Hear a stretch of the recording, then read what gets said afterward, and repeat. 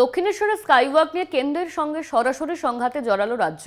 Metro রেলের সম্প্রসারণের কাজে স্কাইওয়াক ভাঙতে চায় রেল। সিদ্ধান্তের বিরোধিতা করে কেন্দ্রকে হুঁশিয়ারি দিয়েছেন মুখ্যমন্ত্রী মমতা বন্দ্যোপাধ্যায়। বিকল্প রুটের প্রস্তাব দিয়েছেন তিনি। আমার রক্ত থাকতে আমি দক্ষিণেশ্বরে স্কাইওয়াক ভাঙতে দেব না। নভেম্বরের 20 তারিখের একটি চিঠিতে দক্ষিণেশ্বরে স্কাইওয়াক ভেঙে ফেলার নির্দেশ দেয় রেল বিকাশ নিগম। কেন্দ্রের ওই নির্দেশকে সরাসরি চ্যালেঞ্জ জানিয়ে চরম হুঁশিয়ারির বার্তা দিলেন মুখ্যমন্ত্রী। শেষ রক্তবিন্দু থাকতে স্কাইওয়াক ভাঙতে দেব না। কেন্দ্রকে চ্যালেঞ্জ মমতার।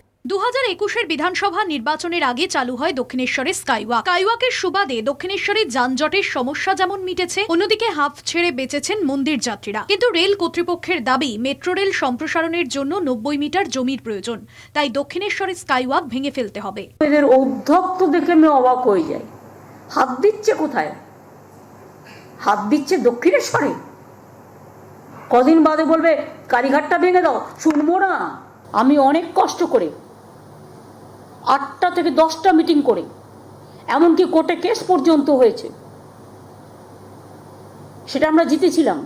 দক্ষিণেশ্বরের স্কাইওয়াকের সঙ্গে বাংলার ঐতিহ্য এবং হেরিটেজ যে জড়িয়ে তা মনে করিয়ে দেন মমতা।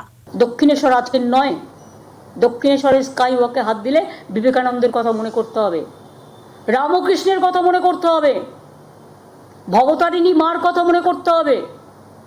দক্ষিণেশ্বর বেলুড়ের কোটি কোটি ভক্ত আছে, তাদের কথা মনে করতে হবে। কিছুতেই করতে দেবো না।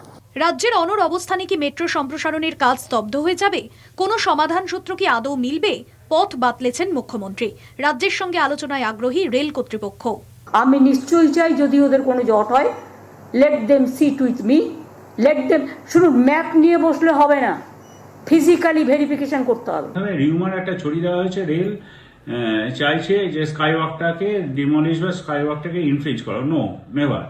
রেলওয়ে কখনোই চায় না স্কাইওয়াকটা কোনো ক্ষতি হোক, কখনোই চায় না। আর দেখা যাক অ্যামিকেবলি সলিউশন কিছু বেরোবে, কলকাতাবাসীর জন্য ভালো হবে, এটা আমি আশা করি। তবে শুধু মমতা বন্দ্যোপাধ্যায়ই নয়, এর আগে ভারতীয় রেলের বিরুদ্ধে তুঘলকি আচরণের অভিযোগ করেছিলেন কলকাতার মেয়র ফিরহাদ হাকিমও। কলকাতা টিভি।